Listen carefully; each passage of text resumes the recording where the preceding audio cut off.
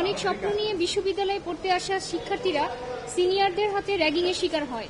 সিনিয়রদের নতুনদের কান ধরে উঠা বসা করানো, রড দিয়ে পিটানো, পানিতে চুবানো, উঁচু ভবন থেকে লাফ দেওয়ানো, সিগারেটের আগুনে ছ্যাঁকা দেওয়া, গাছে উঠানো, ভবনের কার্নিশ দিয়ে হাঁটানো, এমনকি দিগম্বর করে গালিগালাজ করা, কুৎসা রটানো, নজরদারি করা, নিয়মিত খবরদারি করার মতো নানা ধরনের শারীরিক ও মানসিক নির্যাতনের শিকার হয়।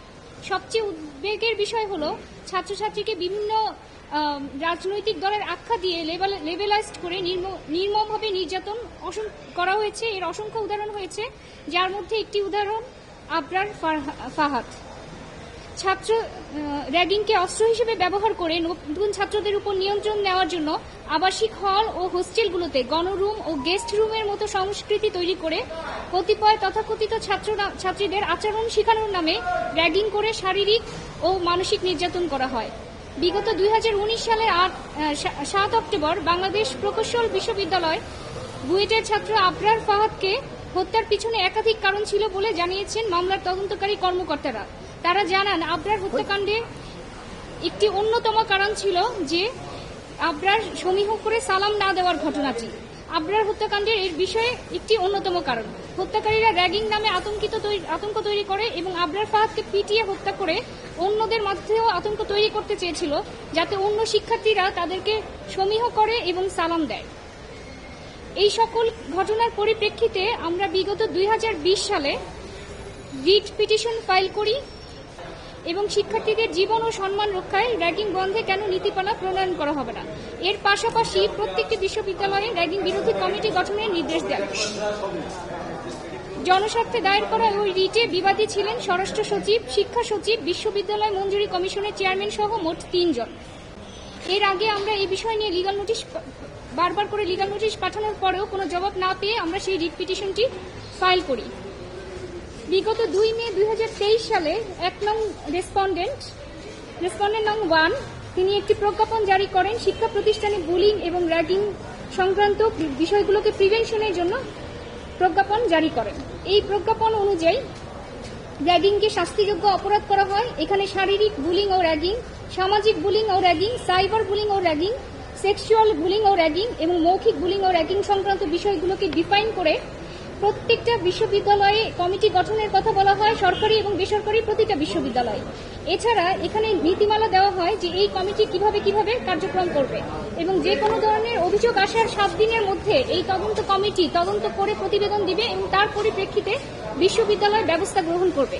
এছাড়াও যদি কোনো ধরনের ফৌজদারি অপরাধের বিষয় আসে, অর্থাৎ কেউ যদি শারীরিক নির্যাতন করে, বিশ্ববিদ্যালয় কর্তৃপক্ষ শুধুমাত্র তাদের যে ব্যবস্থা সেটা গ্রহণ করবে না, সেক্ষেত্রে ক্রিমিনাল প্রসিডিং ইনিশিয়েট হবে, অর্থাৎ ফৌজদারি আইন মোতাবেক ব্যবস্থা গ্রহণ করে তাদের বিরুদ্ধে ক্রিমিনাল প্রসিডিং ইনিশিয়েট হয়ে মামলা গ্রহণ করা হবে। তো এটা ইতিমধ্যে আদালতে আমরা এই প্রজ্ঞাপনটা দাখিল করেছি। আদালত আজকে এই রুলের শুনানি শেষে রায় দিয়েছেন, রুলটি নিষ্পত্তি করেছেন এবং এই প্রজ্ঞাপন অনুসারে প্রতিটা বিশ্ববিদ্যালয়, সরকারি এবং বেসরকারি প্রতিটা বিশ্ববিদ্যালয় এই বিষয় নিয়ে এখন পদক্ষেপ হবে। র্যাগিং একটি শাস্তিযোগ্য অপরাধ। কোনো পলিটিক্স বা কোনো কিছুর দ্বারা লেবেলাইজড করে কোনো শিক্ষার্থীকে কোনো ধরনের টর্চার করা যাবে না এবং প্রত্যেকটা বিশ্ববিদ্যালয়কে এই বিষয়ে কঠোর হতে হবে এবং আইন অনুযায়ী তাদেরকে কাজ করতে হবে। এখানে প্রত্যেকটা বিষয় ডিফাইন করা হয়েছে যে কোন কোন ধরনের বিষয়গুলো র্যাগিং সংক্রান্ত অপরাধ।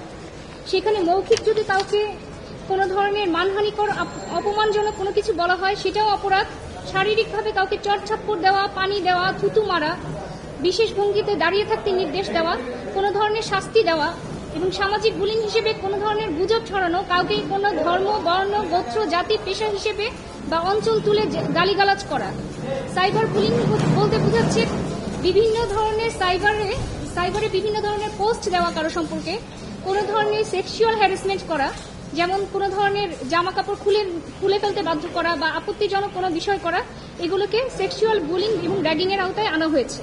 এবং প্রত্যেকটি শিক্ষা প্রতিষ্ঠানে কমিটি গঠন করতে বলা হয়েছে এবং এই কমিটিগুলোর কাজ হবে যে এই বিষয়গুলোকে প্রত্যেকটা স্টুডেন্ট এবং তাদের অভিভাবকদেরকে তারা সতর্ক করবে এবং এই আইনটা সম্পর্কে তাদেরকে জ্ঞাত করবে এবং এই বিষয়ে কোনো ধরনের অভিযোগ আসলে 7 দিনের মধ্যে তদন্ত রিপোর্ট দাখিল করবে, তদন্ত রিপোর্ট দাখিল করবে এবং প্রতিষ্ঠানের প্রধান তদন্ত প্রাপ্তির পরে ঊর্ধ্বতন কর্তৃপক্ষ নিকট উপস্থাপন পূর্বক প্রয়োজনীয় ব্যবস্থা গ্রহণ করবেন।